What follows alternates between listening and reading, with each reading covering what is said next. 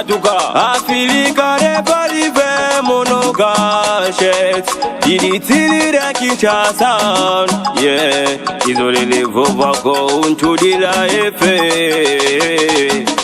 Waneno beso de l'humanité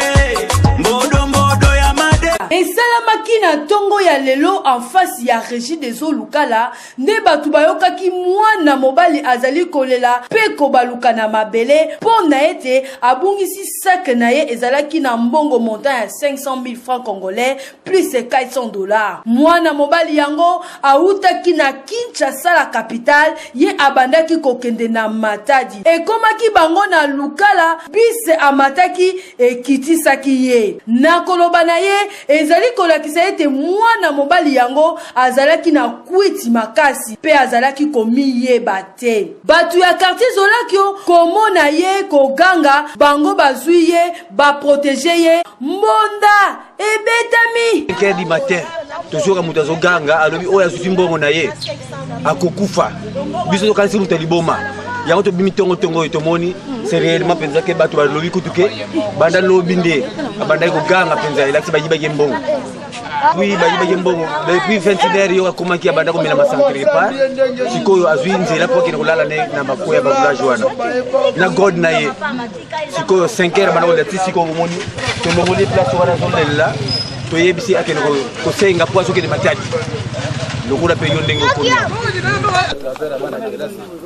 namoni kaka mutalale sikana pona bande na ngambo asekwa ya bini nayo kama na komi na mona lali wana na tune ezali nini ebisi yake no bawuti kopesa ye bawuti kojoke to bayiye mutu namoni kwa ba moto babuti ko zokoteka sika ndi alongola kina ngambo po so na ye mwa bien na komi azumi ya kosola mala mutali bi awuti ya Kinshasa parti ya Kinshasa azaki na mutu kana ya compagnie officielle nde azwaki 2 personnes akotia na mutu apona koluka moya ya kolia mwa eloko na nzela bato sembonga lia mwa eloko aparta nzela tango bazoya batu ya mutu kana basombaki masanga ya baseball na soki bilo ya kolia tango baliaki bameli masanga ayoko se retrouver kaka na butu na koleka ba roulage na nzela kipese nda se retrouver ya bwa sika wana asako tatone loboko pasi oso alizo ba betaki zoto azuka ngo pasi nde tu adovani se sika na zuka moya to benga mwasi na yepo to informer koso azali Livonda meko pesa biso explication ya likolo ya kwiti tala mwana mobali oyo abungisi mbongo pe azali kolela lokola mwana moke mbonda oyo ezali ya mawe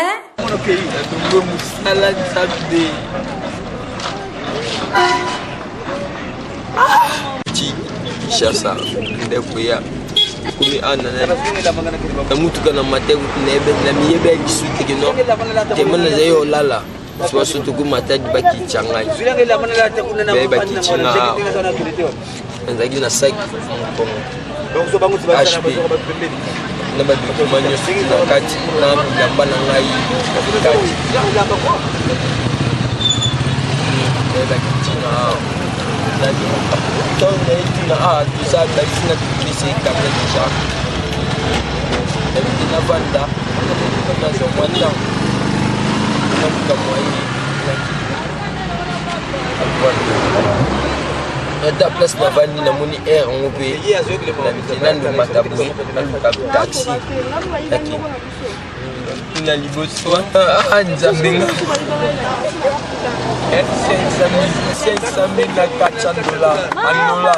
$100 Bongo kita kitu kita nini? Babodi ya olata ya de body izaki kwa na longoni moko na di $100 na perpète mopa kana kuma liboso kuna la police bango ba kota ba roulage ba bina ngati no na zaki na koyaki ba mona ngai ti ba zwinga ndemu ba la lisenga mu mais bon pardon ça qui wana ya na ba mbongo ngapesa binata ni fils kata $200 bon machanga ta mutu kana kiende babi ba monyango te ba mona ki sakite ba ebyango te ne za boy na longo musala na ebate no banda wapi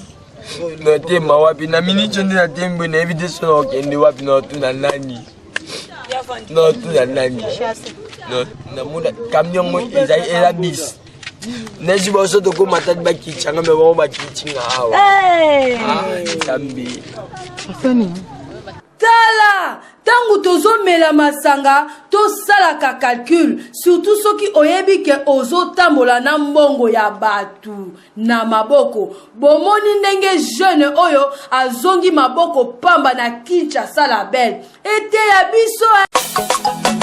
Katuka Afilika repalive monogachet Diditilira Kinshasa Yeah Izolele vovako untudila efe Wanelo beso de l'humanité